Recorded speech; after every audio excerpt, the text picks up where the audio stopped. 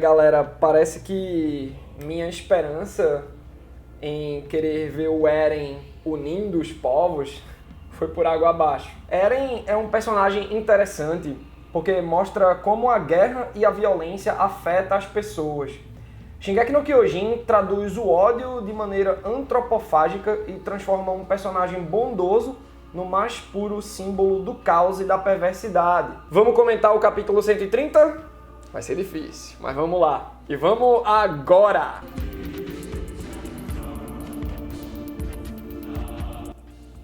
Lembra de seguir o Oblu no Instagram e no Twitter, também dá like nesse vídeo e se inscreve no canal para mais Shingeki no Kyojin. E se tu quiser mangá de Shingeki no Kyojin barato, acessa o link aí na descrição para vocês conferirem os descontos da Amazon que eu selecionei para vocês hoje. O título do capítulo 130 é intrigante porque ele me faz pensar muito em One Piece, na teoria sobre o que significa o D. A gente pensa muito no Dawn, no Dusk. O título do capítulo 130 é Dawn for Humanity, ou o alvorecer, o amanhecer para a humanidade. Dependendo do que aconteça, teremos um amanhecer diferente. Então é tipo, o amanhecer vai chegar, mas como é que ele vai chegar? Annie Leonhardt começa o capítulo precisando perceber que ela está lutando não só pelo seu pai, o Libério, mas sim por pessoas desconhecidas, por toda a humanidade. Só que a mulher já está cansada de guerra, está frustrada, se sentindo impotente e volta a perguntar se Mikasa vai conseguir matar Eren quando chegar a hora. Mas a própria Annie não quer matar Eren, ou Mikasa, ou Connie, ou Armin. Ela não quer mais matar ninguém, ela cansou, ela chegou no limite. Galera, é muito impressionante como o Isayama é bom em trabalhar os reflexos da guerra nas pessoas envolvidas. Ainda mais com tanta teoria da conspiração. Temos grandes exemplos, o maior deles é o Eren, mas temos a depressão do Reiner Braun ao ponto em que ele tentou se suicidar em Marley. Temos agora essa letargia da Annie Leonhardt. Bom, é aí que há uma transição de narrativa a partir do voo de uma gaivota. Estamos na consciência de Eren, que reflete sobre quando isso tudo começou. Foi no choro debaixo da árvore? Foi quando ele tocou a mão de História? Não importa.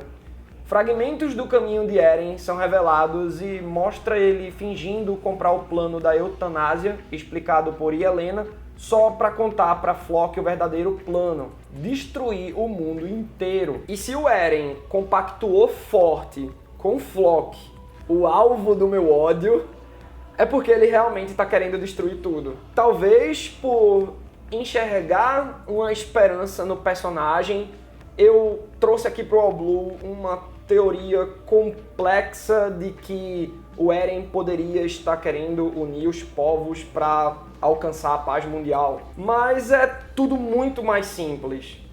O Eren é apenas um personagem que se transformou com a guerra. Ponto. Acabou.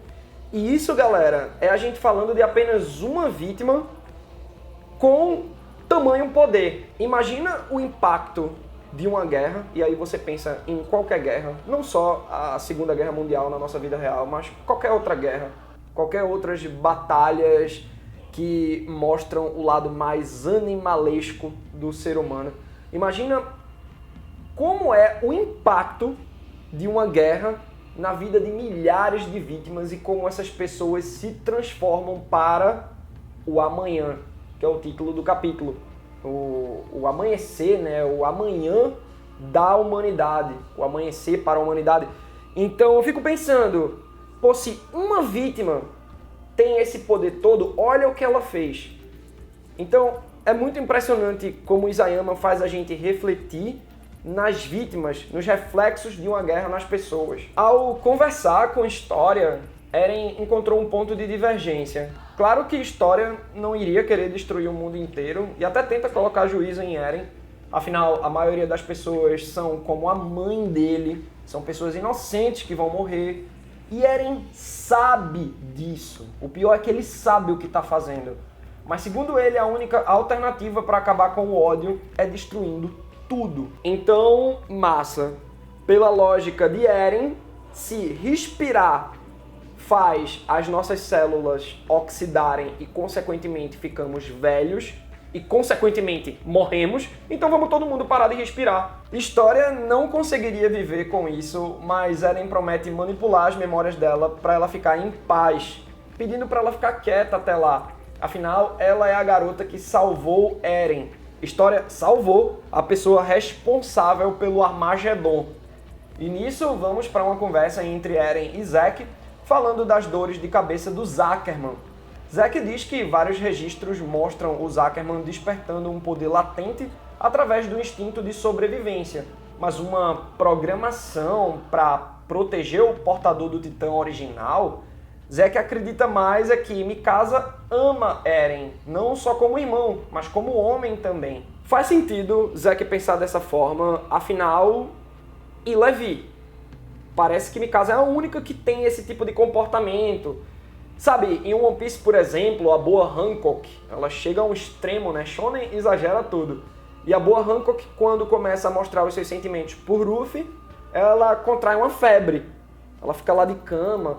Então essas dores de cabeça da Mikasa podem ser um sentimento conflitante, né? Pô, é meu irmão, mas eu amo esse cara. Então, os reflexos que a Mikasa tem para proteger o Eren são reflexos que qualquer pessoa teria para proteger a pessoa amada. E eu vou proteger vocês lembrando para todo mundo aí ativar o sininho, que às vezes o YouTube desativa. Vocês perdem a notificação do Orlu, ficam tristes? Não fica triste, verifica o sininho e ativa o sininho. Eren, então, fala na possibilidade de ter um filho, mas não fica claro se é com a própria história. Mostra o momento em que ele cortou a perna e furou o olho para continuar infiltrado em Marley, agora como sobrevivente de guerra.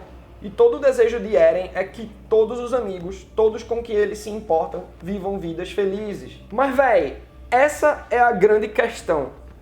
Eu sentiria que... Vamos imaginar o cenário que, beleza, o Eren conseguiu wipe out, né, destruir toda a humanidade. E eu fiquei vivo lá em Paradis, né? Eu viveria uma vida extremamente agridoce, sabe? Uma vida triste, claro, com momentos pontuais de felicidade ali, um momento de extravasar e tal.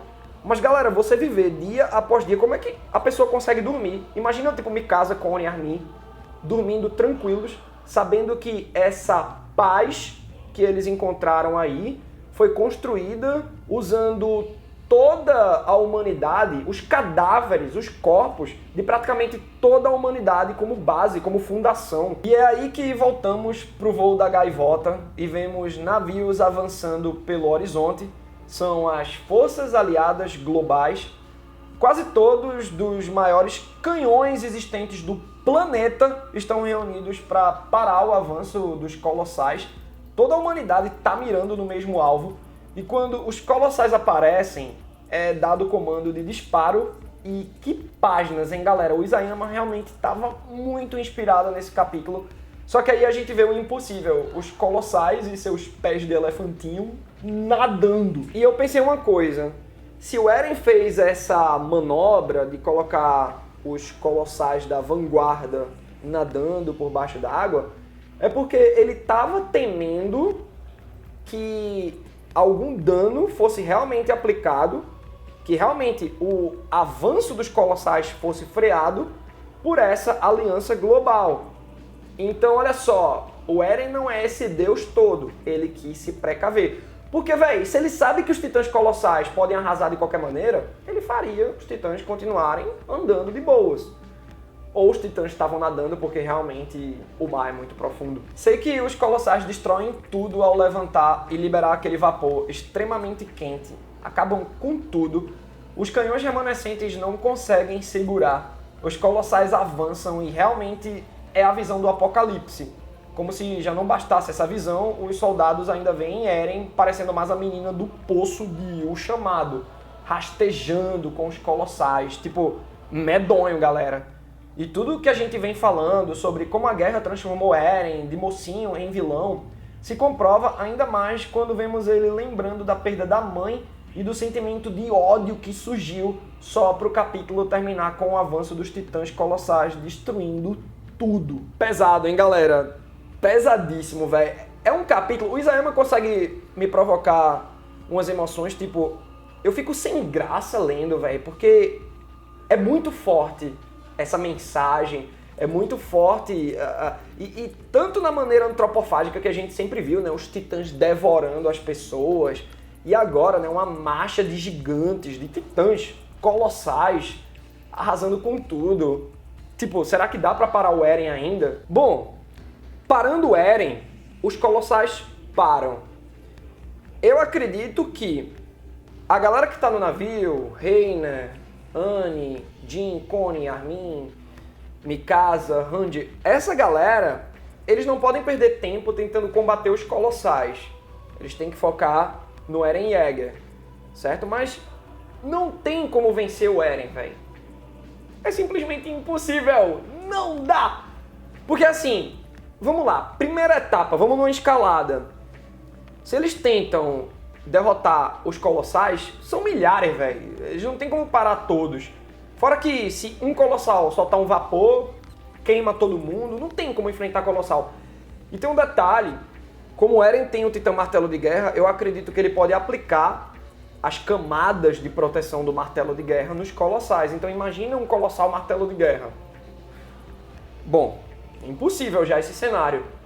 Vencer o Eren na porrada também não dá, porque ele pode atrair a atenção dos colossais, em vez deles continuarem avançando, eles se voltam para tentar detonar quem é que venha a tentar matar o Eren.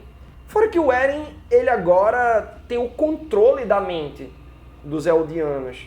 Então ele pode controlar todo mundo, menos a Mikasa, que é uma Ackerman. Então, será que a única saída é convencer o Eren?